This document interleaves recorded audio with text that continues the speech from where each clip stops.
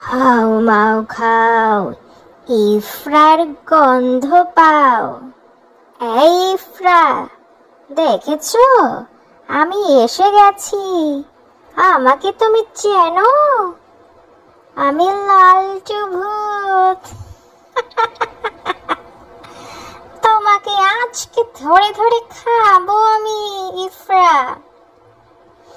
তুমি কেন খাও না ইফরা? ঘুমাতে চাও না, পড়াশোনাও করতে চাও না ইফরা, তাই না? ঠিক আছে, আজকে তুমি প্রস্তুত থাকো। রাত 12টায় তোমার বাড়িতে আসছি আমি। রাতের বেলা সবাই যখন ঘুমিয়ে পড়বে, তখন তোমাকে আমি মচমচ করে ধরে ধরে খাবো ইফরা। আমাকে তুমি চেনো না, তাই না? আমার নাম লালটু ভূত। দুষ্টু বাবুদের ধরে ধরে খাওয়াই আমার কাজ। তুমি অনেক দুষ্টু বাবু। তোমার বাবা মা আমাকে বলেছে, লালটু ভূত, ইফরাকে তুমি ধরে নিয়ে যাও। ইফরা আমাদের কথা শোনে না। ইফরা অনেক দুষ্টু হয়ে গেছে লালটু ভূত। ইফরাকে নিয়ে গেলে আমরা অনেক খুশি হব লালটু ভূত। ইফরাকে তুমি নিয়ে যাও, তাড়াতাড়ি নিয়ে যাও। তোমার বাবা মা এটা বলেছে আমাকে ইফরা, তাই রেডি থাকো তুমি।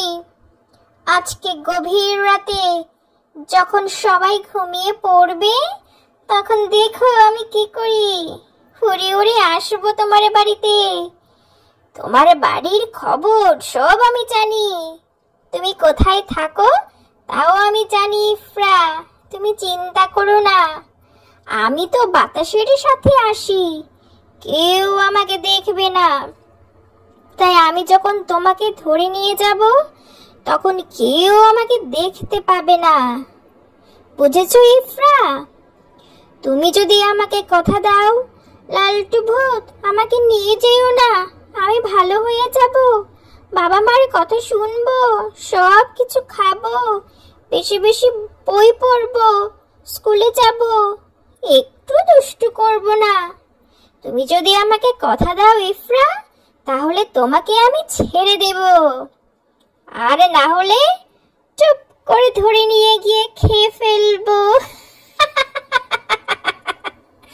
তুমি যদি ঠিক মতো খাও, তাড়াতাড়ি বড় হয়ে যাবে। তোমার গায়ে অনেক বল হবে, তখন তোমার সাথে আমি পারবো না ইফরা।